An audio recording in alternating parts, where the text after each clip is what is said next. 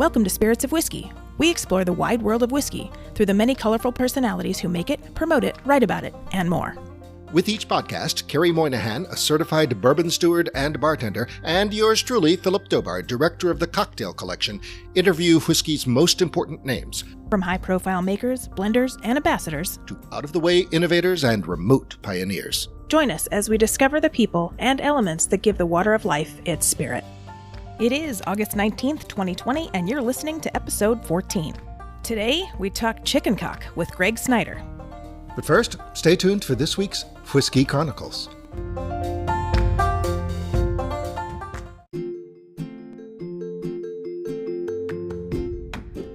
Streaming, sipping, and sensory. Bourbon Women's Sip Summer Series kicks off Women's Equality Week with a 3-day digital conference, August 20th through 22nd. 6 to 9:30 p.m. Enjoy a top-shelf collection of spirits education right at your fingertips. This first ever and distinctively curated online series will keep you sipping with fellow bourbon women this summer. You'll experience unique tastings, mixology, food pairings, and informative and engaging segments with industry experts that include live Q&A, all from the comfort of your own home. Plus, you can take part in our first ever e-auction of one-of-a-kind bourbon items and experiences. Tickets and more information available at bourbonwomen.org.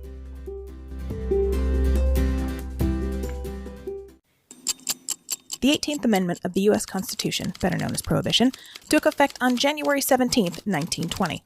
The Volstead Act, which the 18th Amendment codified, restricted manufacturing, sale, or transportation of intoxicating liquors, making it illegal to distill or purchase spirits unless it was for medical purposes, prescribed by a doctor, and dispensed by a pharmacist. This medical loophole made it possible for a small number of companies to continue selling alcohol with a government-issued medicinal license. While 10 licenses were authorized, only 6 companies applied for and received them. They were Brown-Forman, Frankfurt Distilleries, now Four Roses, Glenmore, currently part of Diageo, Shenley, also part of Diageo, A.P.H. Stitzel Distillery, predecessor to Stitzel Weller, also now part of Diageo, and American Medicinal Spirits, AMS, which became National Distillers, now part of Beam Suntory. At the dawn of Prohibition, Kentucky was home to 210 distilleries with millions of barrels aging in rickhouses. Since distilleries could no longer sell to consumers, many sold their whiskey to the 6 licensed companies or exported it to Europe and Canada. This arrangement helped keep some distilleries in business, barely, but many nevertheless shuttered forever. By the end of the decade, however, pharmacies were running low on inventory, and so, beginning in 1929, Washington granted the 6 licensees the right to make 3 million gallons of new distilled spirits per year. An unintended outcome of this policy adjustment? Millions of barrels of aging whiskey were ready for release by the time the 21st Amendment repealed the 18th in 1933. Of course, there were non-legal ways for one to obtain a drink during Prohibition. Secret bars where whiskey and other spirits were smuggled in nondescript tin cans popped up all over the country. In these speakeasies, a new drink culture emerged. No longer were taverns rough places that were only fit for men. Now all were welcome, and women were patronizing and openly drinking in bars for the first time. The Roaring Twenties became known for a freewheeling people and outright libertines, individuals who rejected traditional moral standards, celebrated flappers, dancing, and jazz, and also defied prohibition.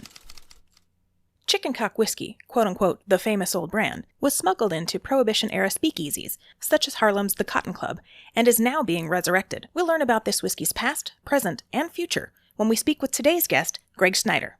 Stay with us. Team Whiskey is the original brand for outdoor sports and whiskey enthusiasts who hosts events and sells apparel to help raise money for cancer support groups. Team Whiskey hats are unique and one of a kind, custom built, and features outdoor and whiskey-related artwork on the underbill. T-shirts are made from a quality and comfortable 60-40 cotton blend that are pre-shrunk. A portion of every purchase and event ticket sold is donated to cancer support groups. To learn more about Team Whiskey, their products, programs, upcoming fundraising events, and how you can help support a cancer support group, visit www.team-whiskey.com. That's www.team-whiskey, WHISKEY.com.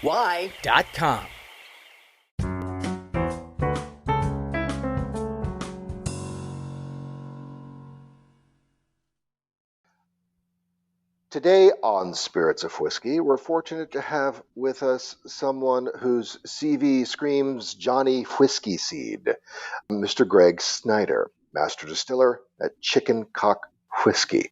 Welcome, Gregg. Thank you for joining us. Well, thanks for the invitation, Philip. It's my pleasure. My lord, what a CV. What have you not done, and with whom have you not done it? That may take a while. Let's go.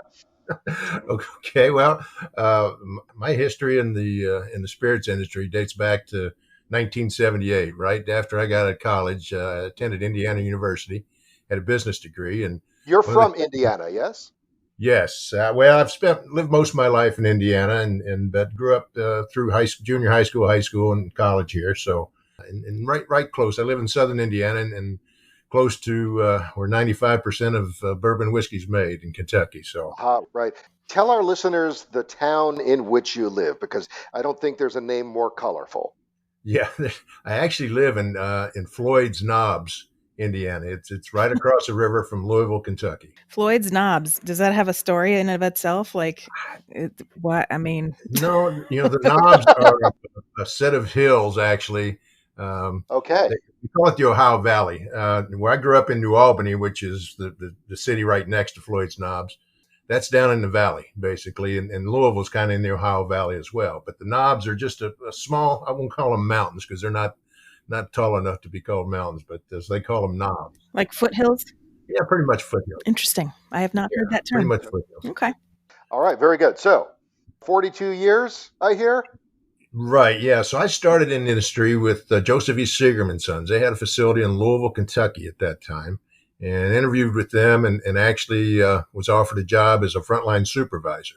And in the production division, it was a great training ground. At Seagram's, if you were aggressive, you wanted to did learn, and you performed well, they kind of put you on a fast track and moved you around quite a bit.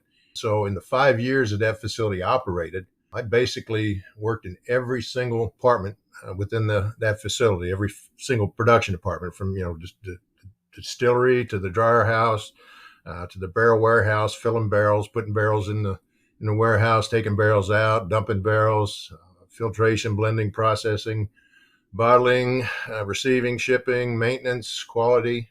I was very fortunate. As I said, it was a great training ground and kind of laid the foundation for my career.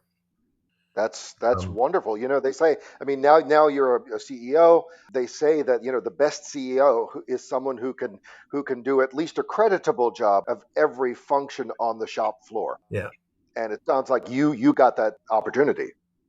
It's very true. Every managerial position I've had, I always felt it was important to understand what everybody did. And if you do it yourself, and try it, you have a better appreciation for what it takes to get the job done. And so I've tried to do that throughout my career.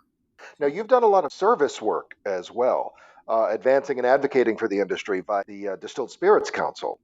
Yeah, there's a number of organizations. When I worked for Brown-Forman right after Seagram's, I actually got a taste of working with the Kentucky Distillers Association.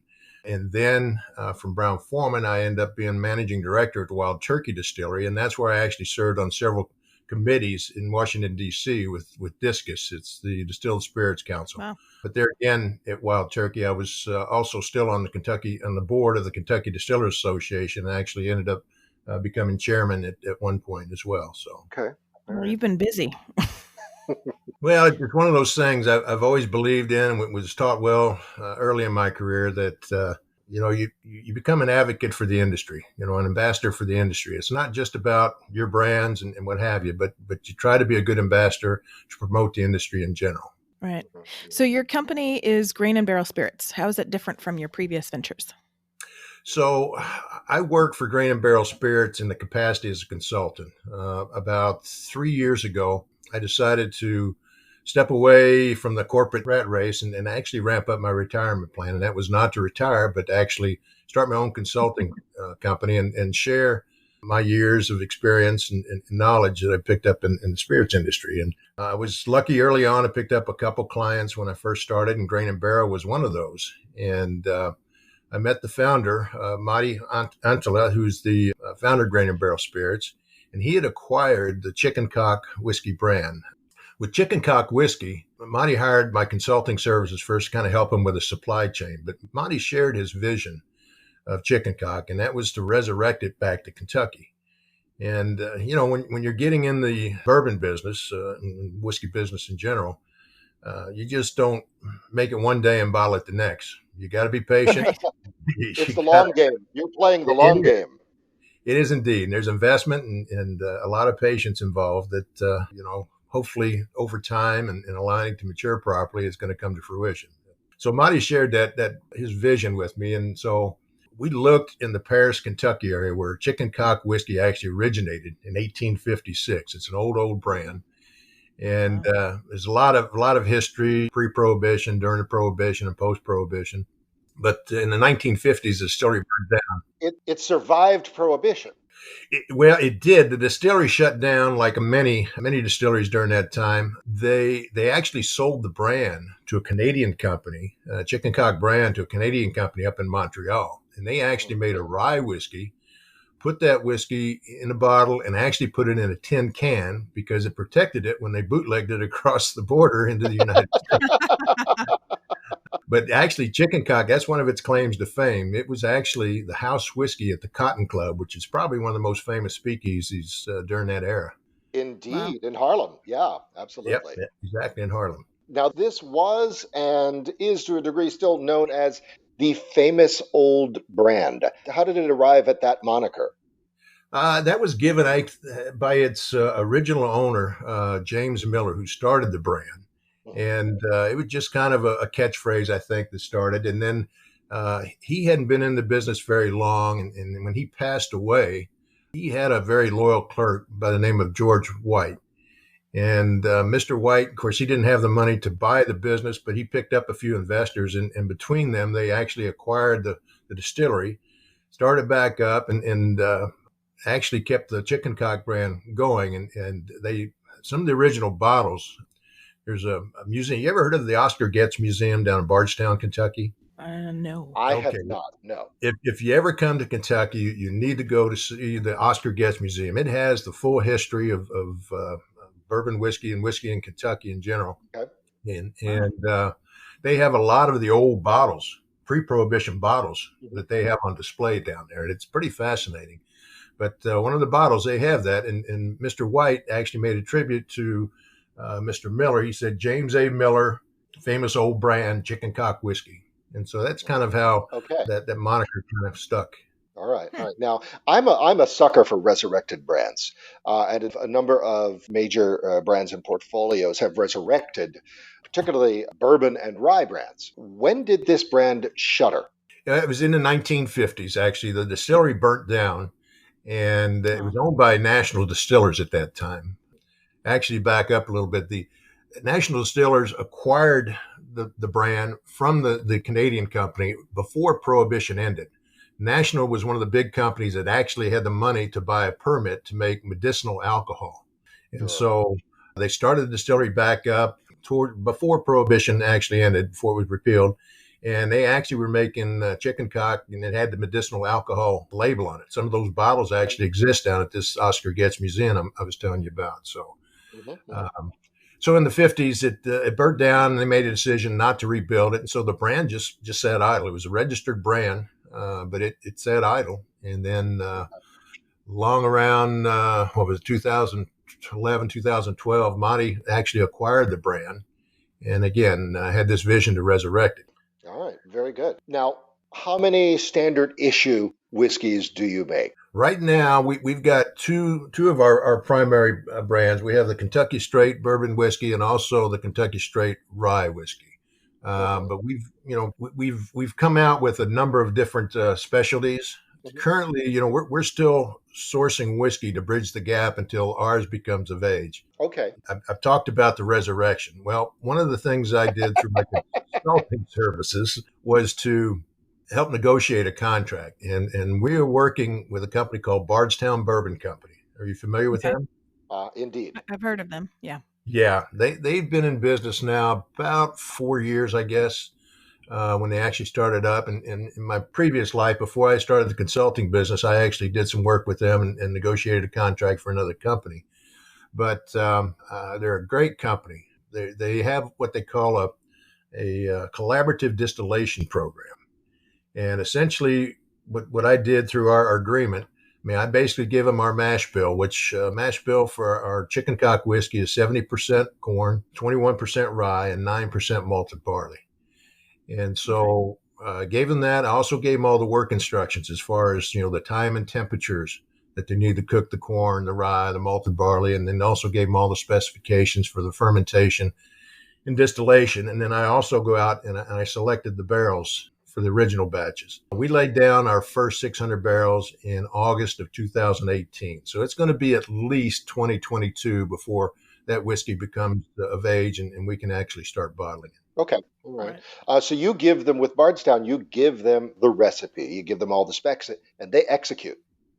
Yeah, essentially we use their facility, we use their employees, and then when they make our whiskey, I go down and kind of oversee the first couple of batches because it takes about, they run 24/7. It takes about 3 days to make our whiskey.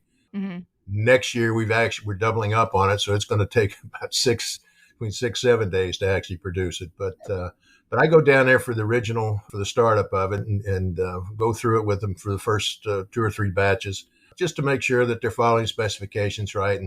And typically they know what they're doing. Now they have a lot of different recipes they cook for a number of different companies. So it can get a little bit confusing at times, but their operators are great. Everything's automated, and they have a great crew of people that really make sure they dot their I's and cross their T's. So. Sure. Well, the startup costs. I think this is this is a workable business model. You don't have to risk it all. If you don't have those startup costs banked, that doesn't mean you can't make spirits. Very true. That's the business model that so many companies have used. And again, when you're trying to resurrect a brand like we did, you got to bridge that gap. Mm-hmm. And so you go out and that's another part of what my role is I go out and I try to locate good quality aged whiskey that we can put in, under the Chicken Cock brand, and again bridge that gap until ours becomes of proper age and matured properly. You spoke of the mash bills, or the mash bill for the bourbon at least already. How did you arrive at that? That's not I wouldn't say that's a particularly high rye bourbon. Actually, it is a little bit higher than most. Okay. But, Marty before I even started working with them, Marty did a ton of research around the Paris, Kentucky area. And he actually tried to find the original recipe. Mm-hmm. That was my next question. That was the game plan to try to match that. Wasn't able to find it. And, again, there's some old bottles of chicken cock, the pre-Prohibition bottles. Unfortunately, through the distillation process, the DNA doesn't carry through, so you really can't tell what the mash bill was. So what we tried to do, based on taste, was try to capture it, given our knowledge and industry experience, close as we could with that mash bill. Did Chicken Cock make rye in the U.S. originally, or was that only since the Canadian? That was actually since the Canadian, yeah. To my knowledge, they just made what they called whiskey, and of course, it was bourbon whiskey back then. Mm-hmm. But so the rye came into play when the brand was sold to the Canadian company. That's interesting. I think that's just really interesting, considering rye is really the first American whiskey before bourbon, and they're such an old company. I would have thought maybe they would have some rye. Yeah, it's one of the things when you look back at history, especially when what became Bourbon County. When Kentucky was first became a state, and I think it was 1792. There were 9 counties in Kentucky, and Kentucky back then was the same territory it is now as far as the actual footprint of the state. And so it was made up of 9 counties. Well, today it's made up of 120 counties. Oh, So you geez. can appreciate the Bourbon County actually was about the south 20%, or I'm sorry, the eastern 20% of Kentucky today. And so it was huge. And so they found when they started making whiskey that corn was easily grown in that area. And there were a lot of fertile ground for growing corn. Of course, the limestone water, there's a lot of variables that play into that. Corn became the dominant grain for sure because of that. Very cool. Special releases. Are you guys planning on doing any special releases once you have some finished juice of your own? We've got a few on the drawing board, Kerry. We just actually came out with one. It's very limited release. It was called, or it is called Chicken Cock Righteous Blonde. Oh, that sounds fun. And righteous is spelled Ryeteous. So How appropriate. Oh, that's cute. That's Yeah. really cute.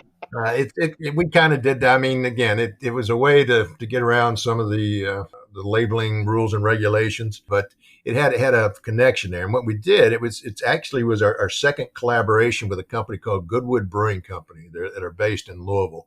They're located in a number of different cities, but Louisville's their home base. And the first collaboration we did, we actually gave them 6 empty barrels after we produced one of our specialty bourbons.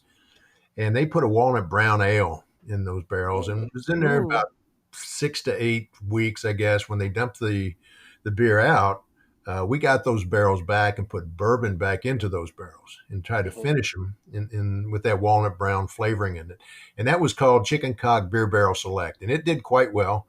To me, it tasted more like an Irish whiskey than it did than a bourbon, because it really had a lot of malted barley flavor to it. But it was very good. It sold very well. Again, limited edition, and it was just about sold out. I don't know if you're able to find any on the retail shelf or not, but again, it was very limited. So this collaboration we did is similar, but our first batch of the Kentucky Straight Bourbon, we gave them 6 of our barrels once we dumped the bourbon. And this time they put a blonde ale in those barrels. And so, again, it was about 8 weeks. They aged their beer in those barrels. When they dumped that beer out and bottled it, we ended up getting the barrels back. And this time we put a rye whiskey. And so that's why the Righteous Blonde has a blonde ale connection with it. But again, very limited. It's I think we bottled 1,427 bottles. It's been allocated out to the states where Grain and Barrel is selling their products, and but it's very, very limited. Do you know if California is one of those states? I don't know that California got any of that at all. No, they've just been expanding their markets this year, and I know they've been working on getting in California, but I'm not sure if they're in the California market yet or not. Yeah. Okay. Well, that brings up the question: what is Chicken Cock's distribution? Is it available in all 50, or is it still regional? No. At the beginning of this year, it was in about 12 states. Now it's in about 30. Hope to be in about 32 by the end of the year. Oh, Okay. great. All right. Cool. Shall we taste? I think we should start tasting. So we have the rye and the straight bourbon. Okay. So which do you prefer us to start with? I think you ought to start with the bourbon first. The rye, you get a lot of the more spiciness to it. So I think you need to start with the bourbon, probably is the way I would taste them first. Okay. I'm nosing it. Oh, you already poured, did you? You're faster I than me. did. Oh, you were I ready. have not been sipping. I just poured. And that makes a difference. A lot of times if you pour it and kind of let it air out a little bit, it's amazing the flavors that really kind of open up. Right. So decanting is advised. I think so. I mean, depending on the product, but I think it really can enhance what you're picking up in a tasting on the bourbon especially. Yeah, I'm getting on the nose. I'm getting toasted caramel. Oh yeah, I smell that. Toasted caramel. It smells delicious. It's got a bit of a heat aspect to the nosing. Mm-hmm. Now this is both of these actually are 90 proof, by the way. So Okay. And how did you arrive at 90 as your sweet spot? We tried a number of different proofs, and I just felt that at 90 you still get a little bit of that alcohol heat, but it's not overbearing. What I try to do is when I start knocking proofs down, I try to get it to the point where the alcohol burn subsides and the caramel and vanilla, which to me are the two dominant flavors of bourbon, really overtake the profile. And so, there's a fine line there where you don't want to over dilute the flavors, but knock down the alcohol burn just enough to where you open up those flavors and they become the dominant characteristic of the profile. Is a cask strength release in your future? I'm hoping so. We've got a couple of ideas that we still need to solidify with what we've got going on, the whiskey that we've matured. One of the key differences for this last batch, we just laid down another 600 barrels in Bardstown in March. And one of the opportunities I've had during my career, I worked at Brown-Forman 12 years. 9 of those 12 years, I actually managed their cooperage operations. So I've got some experience about, working in the barrel and what it takes to make a great barrel. And most people don't realize that 60 to 70% of the flavor in a finished bottle of whiskey is coming from the white oak barrel. Indeed. Right. So in my consulting business, I mentioned I picked up a couple early clients. One of the clients I picked up was a company called West Virginia Great Barrel Company. And spent a lot of time there training them. I actually trained their stave mill employees, teaching them how to quarter saw white oak logs and how to edge up the staves and heading, how to stack them and so forth to properly air dry them. And then when the cooperage started up this past February, I spent quite a bit of time out there working with them as well, training employees and teaching them how to make barrels right and how to toast them and char them properly, because those are two critical elements. Oh, totally. So what I did for the bourbon that we laid down in March, a year ago May, I was out there and I actually personally selected the logs. Wow. And I chose nothing but tight grain white oak. And when I say tight grain, you're looking at least 10 annual growth rings per inch when you look at the end of that log. I'd say the logs, and one of the reasons we use West Virginia is they have extremely high percentage of tight grain oak. And they're averaging somewhere in the 12 to 15 annual growth rings per inch. So it's important that with that tight grain that you're getting the density and concentrated flavors from the hemicellulose and lignin in that wood. And that's where your two dominant caramel and vanilla flavors come from. Okay. The hemicellulose is where your polysaccharides exist. And it's just like taking sugar in a spoon and holding it over a Bunsen burner. Mm-hmm. What to do, it starts melting and caramelizing on you. Well, that's where you're getting the caramel flavors in your whiskey. Likewise, when you heat that barrel, and we're just toasting it now, we're not charring it, we're just toasting it and creating those flavors and driving them deep into the wood. Well, when you toast it in that fashion, the lignin you convert into vanillin, and that's where you get your vanilla flavor. So by toasting it properly, you drive that deep into the wood so that when you do char it later in the process, you don't burn all those flavors away. You blister the surface of the wood just enough that the whiskey can penetrate it and work like a charcoal filter where it strips that graininess flavor. Those the corn and the rye and the malted barley you taste when it comes off the still, and picks up those desirable flavors, the caramel, vanilla, and the other phenolic compounds that are created during that toasting process. I'm totally thinking of making s'mores right now, because you just basically described how I deal with my marshmallows over the fire, because I definitely prefer to toast them lightly versus burning them and charring them, because it does give a different flavor. Yeah, that's a good analogy, actually, Quay. Very good analogy. Yeah. What sort of char are you using when you get to the char? So for chicken cock, we're using a number 3 level char. There's actually 4 levels of char, 4 being the heaviest and deepest. Again, part of my experience when I worked at Brown-Forman, I was a part of what they call their maturation committee. And there was a lot of very intelligent people. Sounds like a retirement co-op. Well, you ever heard of Lincoln Henderson was the former master distiller at Woodford Reserve, and then he became one of the founders of Angel's Envy. Willie Pratt was also on that maturation committee. Willie was, I think, one of the first master distillers for Michter's. Anyhow, there was a lot of knowledgeable people. We did a ton of research on barrels in maturation. And when you toast that barrel properly and you create all those great flavors and you drive it deep into the wood as far as you can, you don't want to burn them away. So the deeper, if you go to a number 4 level char, you're burning it away. So number 3 is just enough where you blister it you're getting enough char on there to create that charcoal filter, because that's really primarily what the char is doing. Mhm. Right. So when you char, I've never asked this question before, and I don't know why to anybody, but when you're charring a barrel, is it by time or is it by looking at it? Well, it depends on the equipment, but typically most of them are set by time, based on the temperature that their system ignites at. So Okay. yeah, to get again, it just depends on the equipment. In West Virginia, that process, it really only takes about 30 seconds. Oh, It's wow. pretty quick. So we go to the rye now, because I usually don't make any comments. I let people taste, and I don't like to sway minds Okay. and thoughts. All right. But Now, this is also 90 proof. the rye, it is, yes. Okay. Yeah. And what's the mash bill on this? So this is 95% rye, 5 malted barley. Oh, wow. No corn. Nope, none at all. That's why I don't taste any corn. That would be why. It's a very, very rye forward, which I see why it's 95%. For years, I wasn't a big fan of rye. And I guess, when I worked at Wild Turkey, I was managing director of Wild Turkey a little over 10 years.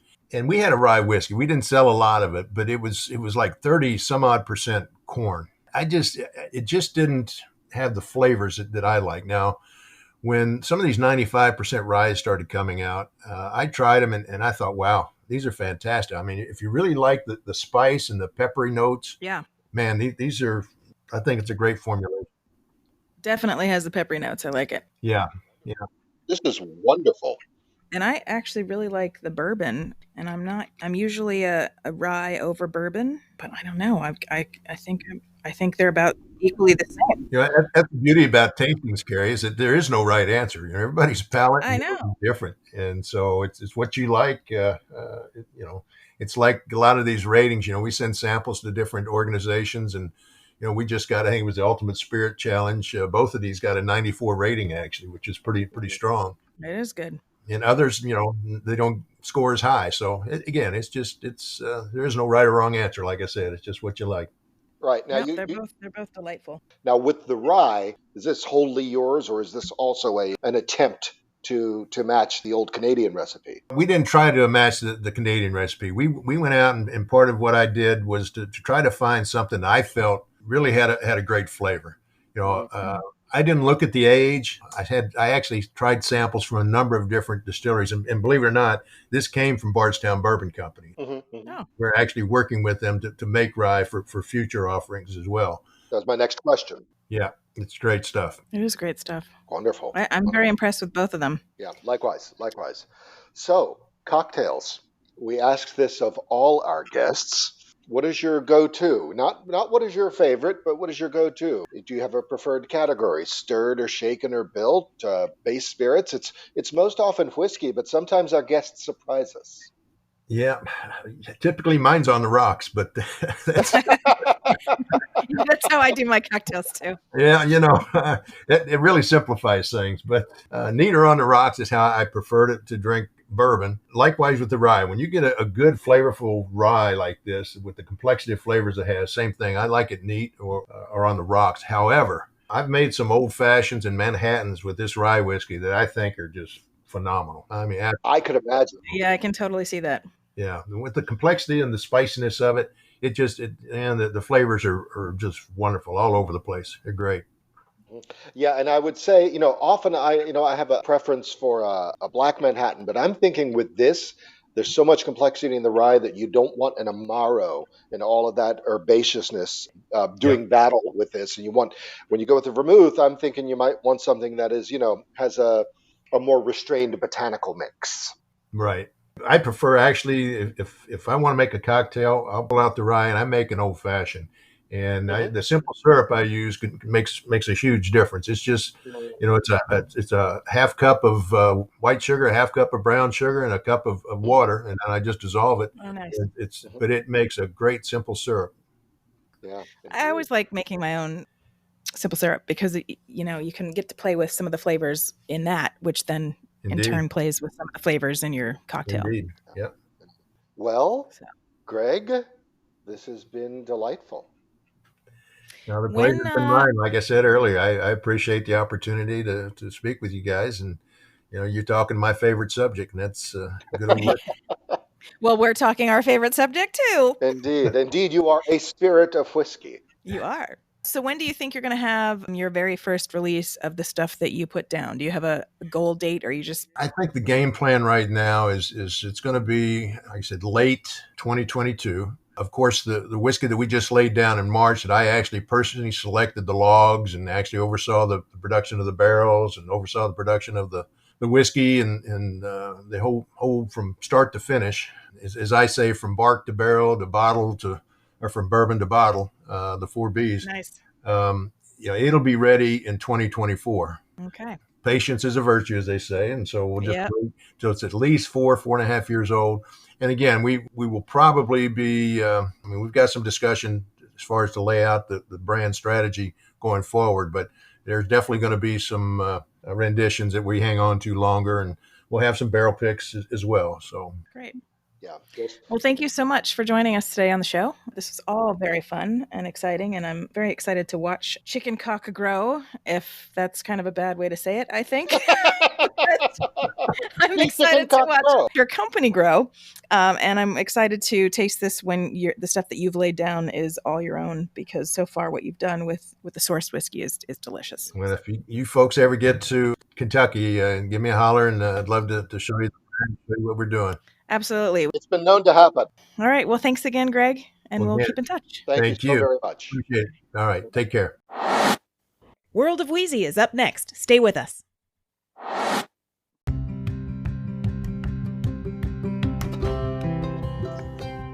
Hey, Louise, how you doing today?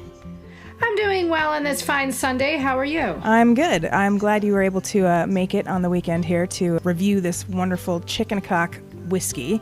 First of all, I love the name. I think it's hysterical. We've got the whiskey to taste, so tell me what you think. Well, yeah, the name certainly stands out. I will say that. I mean, if you were walking through booze shop and you saw that, and also the label is beautiful. So, I mean, it definitely caught my eye for sure. So I started off with the bourbon because you had given me 2 different bottles, the bourbon and the rye, and I started with the bourbon because I figured start with the classic, and it was just that. To me, I felt like this 100% caramelly, butterscotchy classic bourbon needed to go with some southern fried chicken. Yum.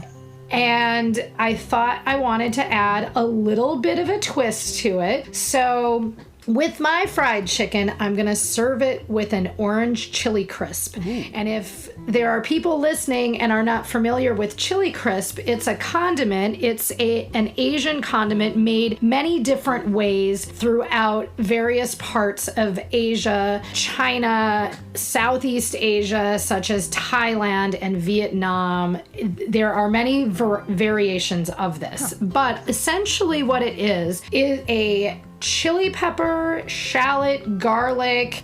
Sometimes there's peanuts. Sometimes there's different peppercorns. Sometimes there's different spice blends, all kind of roughly chopped up or mashed or pounded and then mixed with oil. So it's kind of like a loose, oily salsa of sorts, if you want to call it that. I mean, that's not really exactly accurate, but it's a delicious condiment that's amazing on eggs. It's amazing on rice, but also I figured I would make one using dried orange peel and some Szechuan peppercorns, some chile de árbol, and then all the rest of the usual suspects, as well as peanuts, that would go on top of the chicken. So it would give it a little bit of spice and then a little bit of the fragrance from the orange. I think would be really, really good with this bourbon. I'll have to try that. I've never heard of this condiment that you're speaking of, so that'd be interesting. I'll tell you, now that you've heard it, you'll see it all over the place. It's kind of been the condiment du jour lately, but it's one of these things. It's like, just because white people haven't heard about it doesn't mean it hasn't existed forever.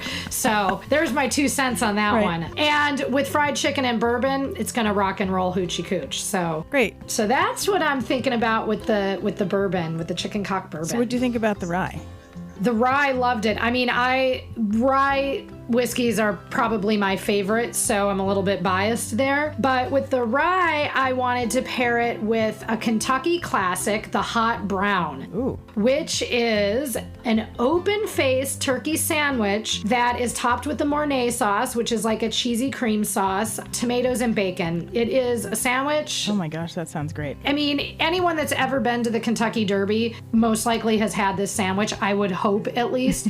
It was created at the Brown Hotel in Louisville in 1926, and the Brown Hotel was a place where a lot of people went for late night music and dancing, and the chef there figured that he needed to feed them at some point, so he came up with this sandwich, and it has lasted through the years, and it's still a classic to this day. And it's also... Oh, that's amazing. Yeah, and it's one of those things that it's come to be something that people will have on Derby Day. And so I figured I would take the rye and make myself a mint julep with the rye and a hot brown. So that sounds good. Hot brown mint julep combo. Hot brown sandwich and a mint julep. I really don't think you can go wrong with that combo. That's great.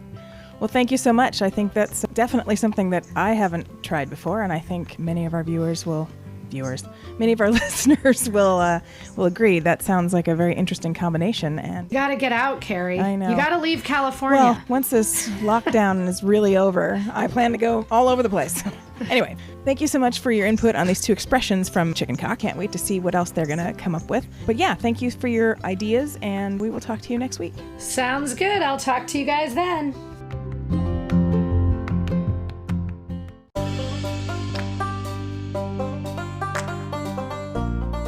Please visit our website to see our show notes on today's podcast at spiritsofwhiskey.com.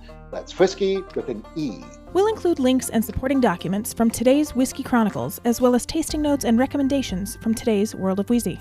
As always, you can see our upcoming topics and guest roster and links to past shows. Thanks for joining us. Until next time, so long. Slàinte.